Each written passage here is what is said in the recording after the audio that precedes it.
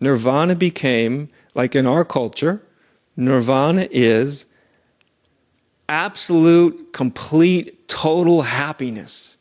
That's what your average person, because almost everybody's heard about nirvana now. Maybe not 50 years ago, but today, most everybody's heard about the word nirvana, and they associate it with some state of unimaginable happiness, right? But of course, this isn't what the Buddha meant by the word nirvana. The word nirvana means cessation. It doesn't mean happiness, it means cessation.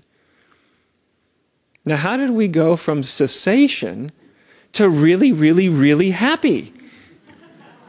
That's a big, wouldn't you say that's a big, big chasm to actually span somehow, right? How did we get this notion that nirvana means I'm going to end up being super, super happy?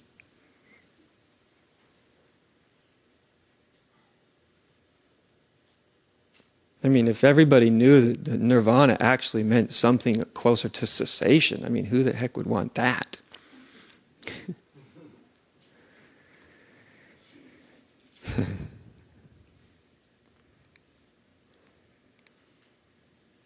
So in most human beings, there's sort of this push-pull.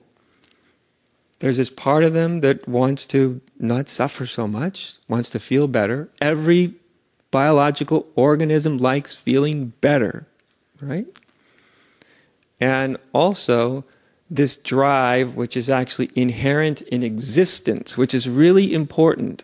I say this often, that the spiritual impulse in everyone, that however that shows up for you, the deepest part of that impulse towards freedom, towards reality, towards the divine, the deepest part of it is something that does not belong to your personal psychology, although your personal psychology has probably hijacked it long ago, but that's not where it originates. Where it comes from is from existence as such.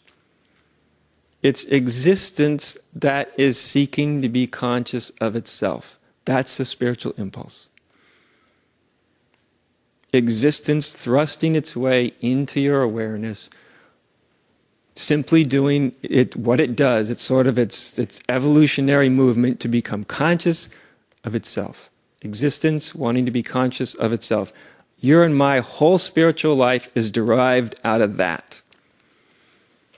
Mostly not only do we forget that, but we don't usually even know that at all for a very long time.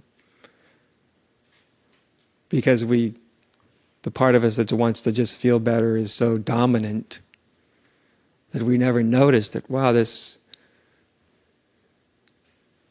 yearning, this push, this thrust actually comes from outside of my personal psychology. And how do you know it comes from outside your personal psychology?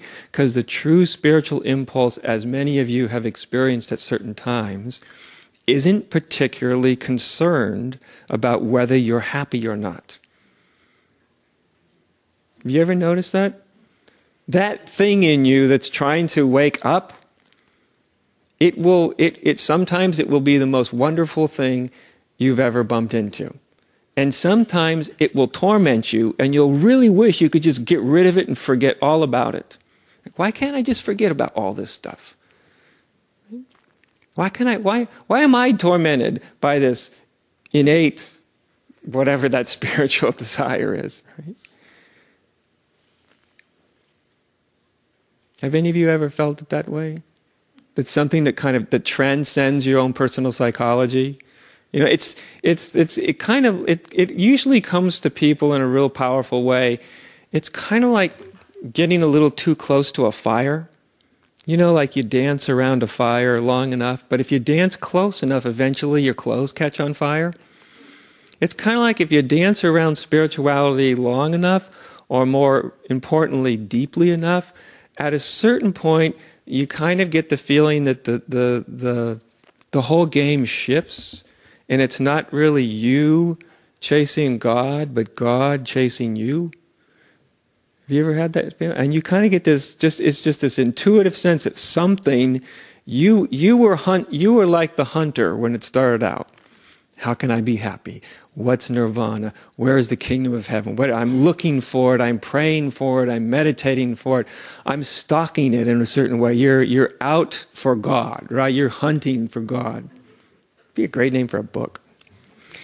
And then at a certain point, somehow, you don't even know how it happens, all of a sudden you get this unmistakable sense that the whole game is shifted, and now that divine principle is now after you. Now you're the hunted, right?